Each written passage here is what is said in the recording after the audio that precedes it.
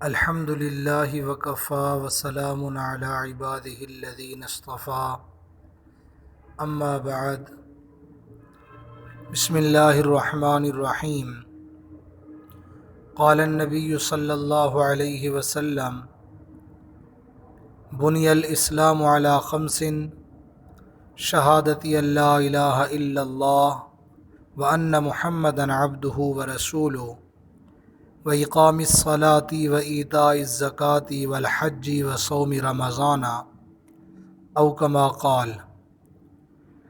نبی کریم صلی اللہ علیہ وسلم کا ارشاد گرامی ہے، آپ نے فرمایا کہ اسلام کی بنیاد 5 چیزوں پر ہے۔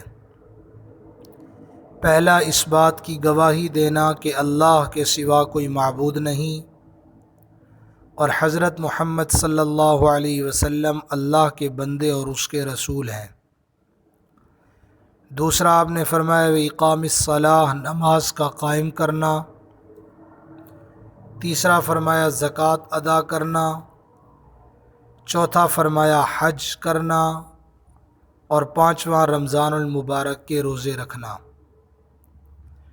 اسلام کے یہ بنیادی 5 ارکان، اس میں سے پہلے 4 رکن یعنی کلمہ طیبہ کی گواہی، اسی طریقے سے نماز کا قائم کرنا، زکوٰۃ ادا کرنا اور حج کرنا، اس پر کسی اور موقع پہ باتیں آ چکی ہیں۔ آج کی اس گفتگو میں اسلام کا بنیادی 5واں اہم رکن وہ ہے رمضان المبارک کے روزے رکھنا۔ اس پر کچھ باتیں عرض کرنی ہیں۔ رمضان المبارک کا مہینہ اس امت کے لیے اللہ رب العزت کی بڑی نعمتوں میں سے ایک بڑی نعمت ہے۔ ایک ہے رمضان المبارک کی اپنی فضیلت، اور دوسرا ہے رمضان المبارک کے روزے کی فضیلت۔ رمضان المبارک اتنا بڑا بابرکت مہینہ ہے، بخاری شریف میں ایک روایت ہے، حضرت ابو ہریرہ رضی اللہ تعالیٰ عنہ فرماتے ہیں کہ رسول اللہ صلی اللہ علیہ وسلم نے ارشاد فرمایا، اذا دخل شہر رمضان، جب رمضان کا مہینہ آتا ہے، فتحت ابواب السماء، تو آسمان کے دروازے کھول دیے جاتے ہیں۔ ایک تو آسمان کے دروازے کھولنے کا ذکر،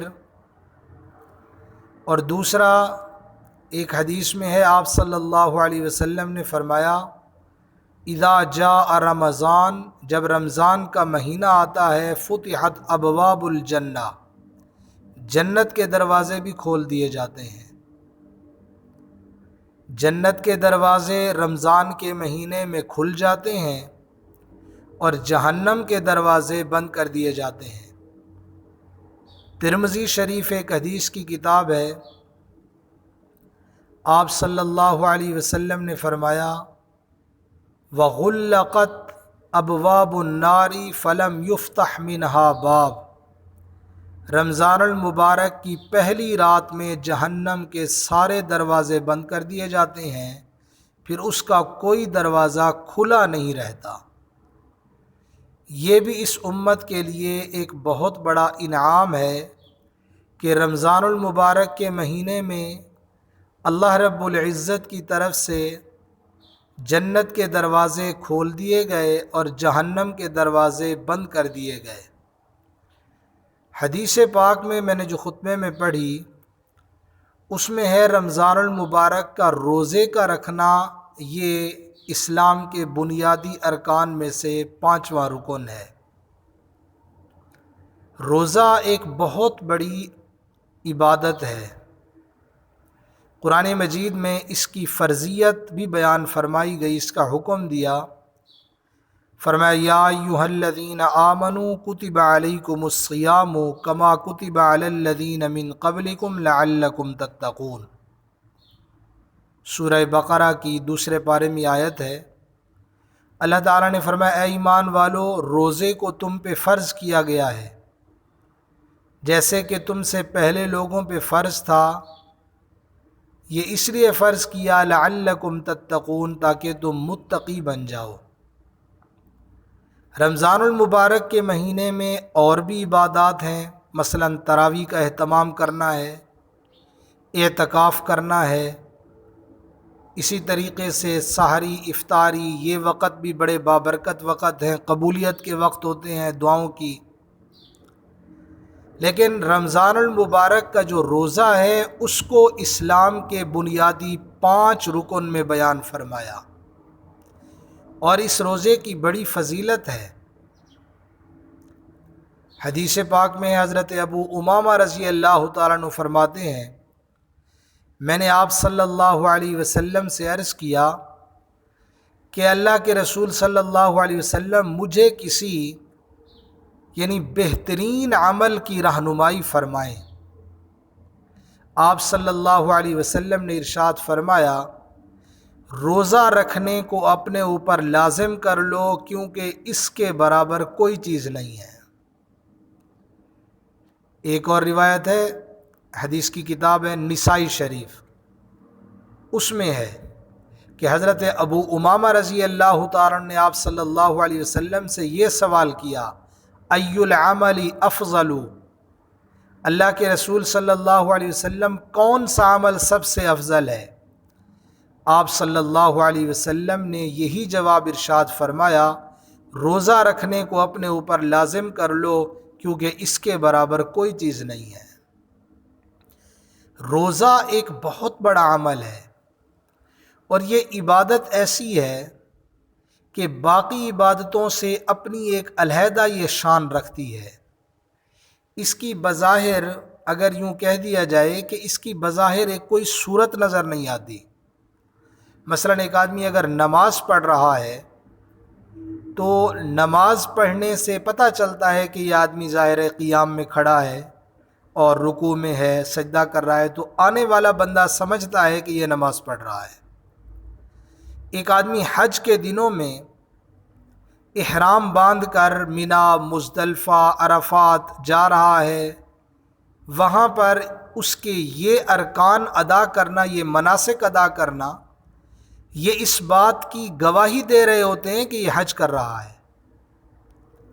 اسی طریقے سے ایک آدمی اللہ کے راستے میں مال دے رہا ہے، تو مال دیتے وقت وہ یہ تو ہے کہ کوئی عبادت کر رہا ہے، اب وہ چاہے نفلی صدقہ ہے، زکوٰۃ ادا کر رہا ہو۔ لیکن روزہ ایسا عمل ہے کہ اس میں بظاہر کچھ نظر نہیں آ رہا ہوتا، کہ مثلا ایک آدمی جیسے عام طور پہ بیٹھا ہے، باتیں کر رہا ہے، روزے دار بھی باتیں کر رہا ہوتا ہے، لوگ چل پھر رہے ہیں تو روزے دار بھی چلتا پھرتا ہے۔ اب ایسا عمل ہے کہ اللہ رب العزت کو معلوم ہے کہ میرے بندے نے میرے لیے اب روزہ رکھا ہوا ہے، یا بندے کو علم ہے یا اللہ کو علم ہے۔ ہاں، بندہ اگر اس کو ظاہر کر دے تو لوگوں کو پتہ چلتا ہے۔ یعنی روزے کی ایک اپنی شان ہے۔ پھر عبادت انسان نے روزہ رکھ لیا، اور اب روزہ رکھنے کے بعد اس کے لیے روزے میں بہت سارے فوائد ہیں، چونکہ اسلام کے بنیادی 5 ارکان میں ایک رکن ہے۔ نبی کریم صلی اللہ علیہ وسلم نے ارشاد فرمایا کہ روزے دار کی دعا کو رد نہیں کیا جاتا، کہ روزے دار کی دعا قبول نہ ہوتی ہو، ایسی بات نہیں ہے۔ ایک حدیث میں ہے آپ صلی اللہ علیہ وسلم نے فرمایا، جس کا مفہوم یہ ہے کہ 3 دعائیں قبول ہوتی ہیں۔ ایک آپ نے فرمایا روزے دار کی دعا قبول ہوتی ہے، اور آپ نے فرمایا مسافر کی دعا قبول ہوتی ہے، اور فرمایا کہ مظلوم کی جو بد دعا ہے وہ بھی اللہ کے ہاں قبول ہو جاتی ہے۔ روزہ بہت بڑا عمل ہے، حدیث پاک میں آتا ہے۔ اور رمضان المبارک کا جو روزہ ہے، یہ چونکہ فرض روزوں میں سے ہے، یہ تو فرض روزہ ہے۔ آپ صلی اللہ علیہ وسلم نے ارشاد فرمایا، من صام رمضان ایمانا و احتسابا غفر له ما تقدم من ذنبی او کما قال۔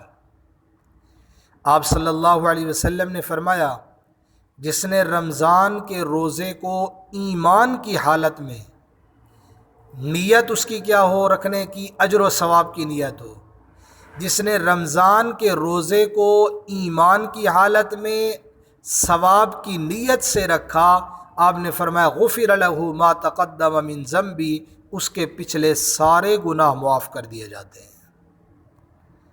اب یہ بہت بڑی نعمت ہے کہ اللہ رب العزت روزے کی برکت سے انسان کے گناہ معاف فرما دیتے ہیں۔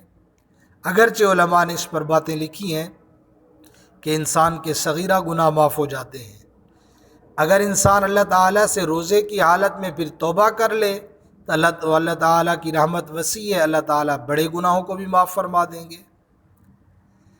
روزے دار، یہ تو بعض انعام روزے دار کے لیے وہ ہیں جو اس دنیا میں اس کو عطا کر دیے جاتے ہیں، اور روزے دار کل قیامت کے دن جب قبروں سے اٹھیں گے، قیامت کا دن ظاہر ہے 50,000 سنہ، قرآن پاک میں 50,000 سال کا دن ہوگا، اور قیامت کے ہولناک مناظر کہ وہاں پر ظاہر ہے یوم یفر المرء من اخیہ و امہ و ابی و صاحبتہ و بنی، ایک دوسرے کے قریب کوئی نہیں جائے گا، ایک دوسرے سے بھاگ رہے ہوں گے، ہر طرف کہتے ہیں نا افراتفری ہوگی۔ پھر ایک اور لفظ بڑا مشہور ہے، نفسا نفسی کا عالم ہوگا، ہر بندے کو اپنی جان کی فکر پڑی ہوئی ہوگی، ہائے میرا کیا بنتا ہے، میرا کیا بنتا ہے۔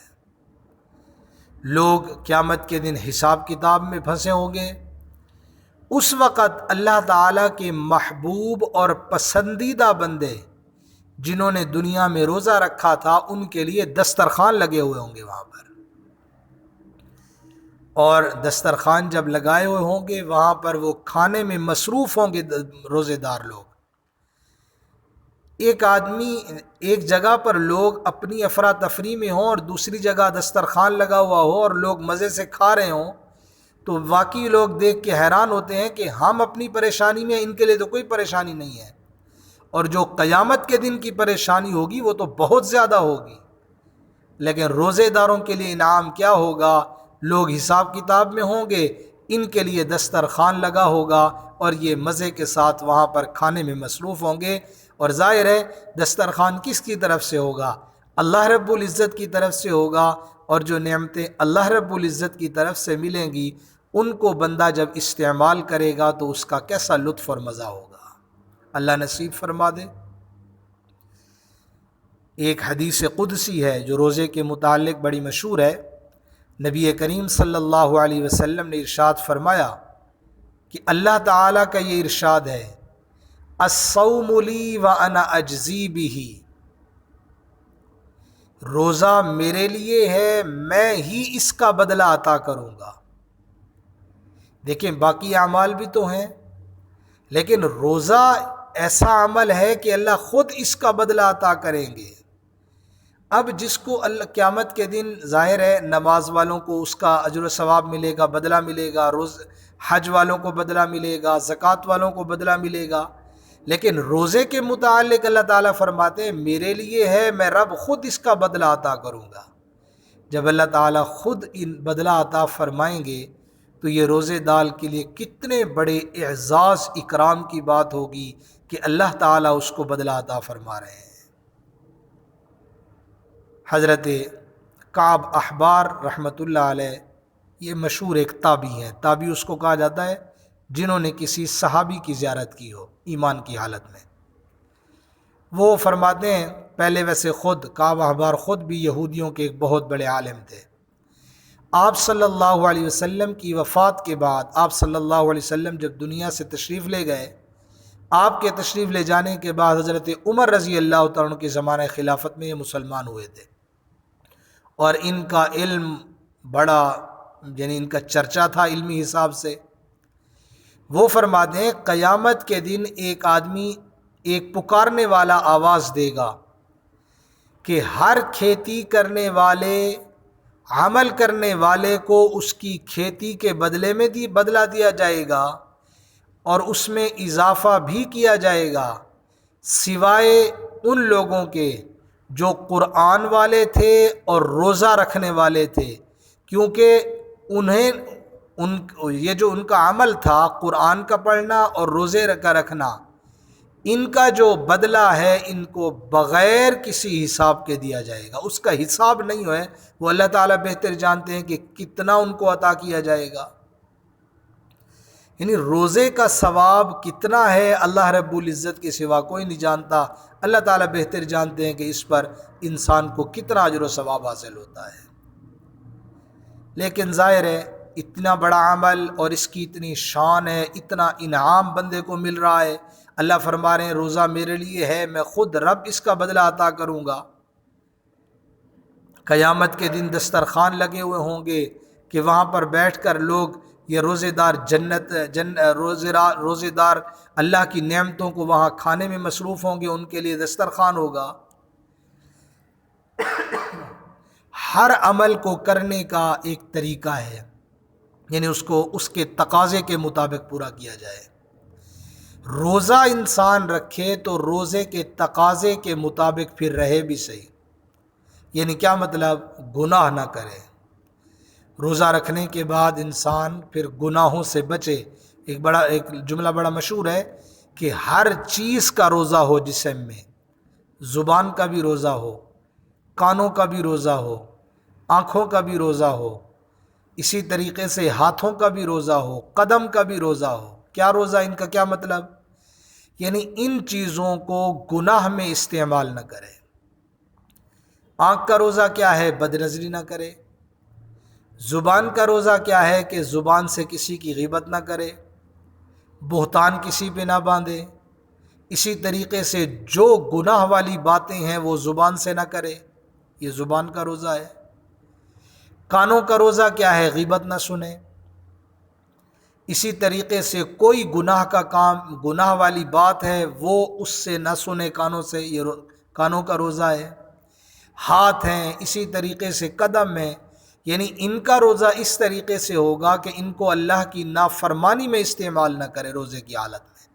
ویسے تو عام دنوں میں بھی انسان کی یہی حالت ہو کہ اللہ تعالیٰ نے جو نعمتیں دی ہیں ان کو اللہ کی نافرمانی میں استعمال نہ کرے، لیکن روزہ چونکہ ایک بہت بڑا عمل ہے تو روزے میں اس بات کا بہت زیادہ خیال کرنا چاہیے۔ اللہ تعالیٰ نے فرمایا یا ایھا الذین آمنوا کتب علیکم الصیام، ایمان والو تمہارے اوپر روزہ فرض کیا گیا، کما کتب علی الذین من قبلکم، جیسا کہ تم سے پہلے لوگوں پہ روزہ فرض تھا، لعلکم تتقون، تاکہ تم متقی بنو۔ تقوی تب آئے گا انسان میں، متقی تب بنے گا جب روزے کے تقاضے کے مطابق انسان چلے گا۔ اور ایک ایسا انعام بھی ہے روزے دار کے لیے، حدیث پاک میں ہے، رسول اللہ صلی اللہ علیہ وسلم نے ارشاد فرمایا خلوف فم الصائم اطیب عند اللہ من ریح المسک، یہ بخاری شریف کی روایت ہے۔ آپ صلی اللہ علیہ وسلم نے فرمایا روزے دار کے منہ کی جو بو ہے اللہ کے نزدیک مشک کی خوشبو سے بھی زیادہ پسندیدہ ہے۔ اب روزے دار کے منہ سے جو ہوا آ رہی ہے، دوسرے بندے کو بھی کبھی اس کا پتہ چل جاتا ہے کہ اس بندے کے منہ سے کچھ ہوا آ رہی ہے، لیکن اب ظاہر ہے اس کی ریزن، اس کا جو سبب ہے وہ کیا ہے؟ وہ روزہ ہے، اور روزہ اللہ تعالیٰ کے ہاں بڑا پسندیدہ عمل ہے، اللہ تعالیٰ کو محبوب ہے یہ عمل، تو اس کا سبب جو روزہ ہوا، اب لوگوں کے ہاں تو وہ ایسے لگ رہا ہے جیسے اس کے منہ سے ہوا آ رہی ہے، لیکن اللہ کے نزدیک مشک کی خوشبو سے بھی زیادہ پسندیدہ ہے۔ اسی طریقے سے ایک حدیث میں آتا ہے رسول اللہ صلی اللہ علیہ وسلم نے ارشاد فرمایا روزہ اور قرآن، یہ دو چیزیں بندے کے حق میں شفاعت کریں گے۔ روزہ کہے گا کہ اے اللہ، اے میرے پروردگار، میں نے اسے دن میں کھانے سے روکا، میں نے اس کو شہوتوں کے پورا کرنے سے روکا، اس لیے اس کے حق میں میری سفارش کو قبول فرما لیجیے۔ قرآن مجید کہے گا کہ یا اللہ، میں نے اسے رات کو سونے سے روکا، منعتہ النوم باللیل، کہ اللہ میں نے اس کو رات کو سونے سے روکا، اس کے حق میں میری سفارش قبول کیجیے۔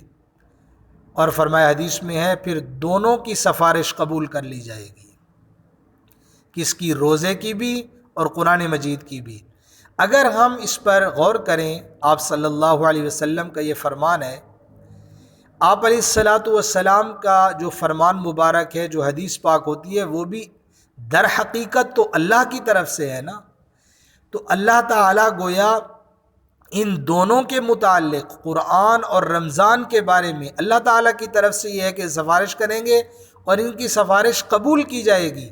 تو جب قبول کی جائے گی وہ بھی تو گویا اللہ تعالیٰ کی طرف سے ہے، تو ظاہر ہے قبول ہے۔ تو جو بندہ رمضان کا روزہ رکھتا ہے، راتوں کو اٹھ کر قرآن کی تلاوت کرتا ہے، اس کے لیے اتنی بڑی خوشخبری ہے کہ روزہ بھی سفارش کرے گا، قرآن بھی اس کے لیے سفارش کرے گا۔ روزہ رمضان المبارک کا روزہ ظاہر ہے، باقی روزے بھی ہیں، نفلی روزے انسان رکھتے ہیں، جیسے سوموار کے دن کا روزہ ہے، جمعرات کے دن کا روزہ ہے، یا ہر مہینے کی جو چاند کی تاریخیں ہوتی ہیں 13، 14، 15، ان دنوں میں بھی روزہ رکھا جا سکتا ہے۔ اسی طریقے سے نفلی اور روزے بھی ہیں، محرم میں 9 اور 10 کا روزہ، یا 10 اور 11 کا، یعنی 10 کے روزے کے ساتھ ایک روزہ اور ملا لیا جائے، 9 کا یا 11 کا ملا لیا جائے، 2 روزے یہ ہیں۔ اسی طریقے سے ذوالحج کے عشرے کے پہلے 9 دن، یعنی 8 دن پہلے، پھر 9 تاریخ کا یوم عرفہ کا روزہ، اس کی پھر زیادہ فضیلت ہے، یعنی پہلا عشرہ، اس میں 9 روزے یہ ہو گئے، ان کی بھی فضیلت ہے۔ تو روزہ اللہ تعالیٰ کی ہاں بڑا پسندیدہ عمل ہے اور بہت بڑا عمل ہے، جس پر اجر و ثواب بھی بہت زیادہ ہے۔ ایک حدیث پاک میں ہے کہ روزہ رکھنے والے کے لیے، بلکہ ایک روایت بڑی مشہور ہے کہ آپ صلی اللہ علیہ وسلم نے رمضان المبارک کی 5 ایسی خصوصیات بیان فرمائی جو صرف اس امت کو ملی ہیں، پچھلی امتوں میں سے کسی کو وہ خصوصیات نصیب نہیں تھی۔ ان میں سے ایک تو یہ ہے تستغفر لهم الحیتان۔ پہلے میں نے ایک بتایا کہ روزے دار کی جو منہ کی بو ہے اللہ کے نزدیک مشک سے زیادہ قیمتی ہے، ایک خصوصیت یہ ہے۔ اور دوسری خصوصیت تستغفر لهم الحیتان حتی یفطروا، کہ جو مچھلیاں ہیں جو پانی میں رہتی ہیں، سمندر کی مچھلیاں بھی روزے داروں کے لیے افطار ہونے تک مغفرت اور بخشش کی دعا کرتی رہتی ہیں۔ اب کہاں بندہ اور کہاں وہ مچھلیاں، لیکن روزے دار کے لیے انعام ہے۔ بلکہ ایک روایت میں ہے تستغفر لهم الملائکۃ حتی یفطروا، روزے دار کے لیے افطار ہونے تک فرشتے مغفرت کی دعا کرتے رہتے ہیں۔ روزے دار کے لیے مچھلیاں دعا کر رہی ہیں، فرشتے اس کے لیے دعا کر رہے ہیں۔ ایک اور خصوصیت فرمایا روزے رکھنے والے آدمی کے لیے جنت کو سجایا جاتا ہے۔ ایک اور فضیلت فرمایا اس کے لیے سرکش شیاطین جو ہیں ان کو قید کر دیا جاتا ہے۔ ایک اور خصوصیت کہ جب رمضان المبارک کی آخری رات آتی ہے تو اس میں اللہ رب العزت بندوں کی مغفرت فرما دیتے ہیں۔ تو یہ ویسے تو روزے کی فضیلت ہے، لیکن رمضان المبارک کے روزے کی بہت زیادہ فضیلت ہے، اس پر اجر و ثواب بہت زیادہ ہے۔ اور رمضان المبارک کا روزہ فرض روزہ ہے، اور آپ نے اس کو اسلام کے جو بنیادی 5 ارکان ہیں اس میں آپ نے اس کو بیان فرمایا۔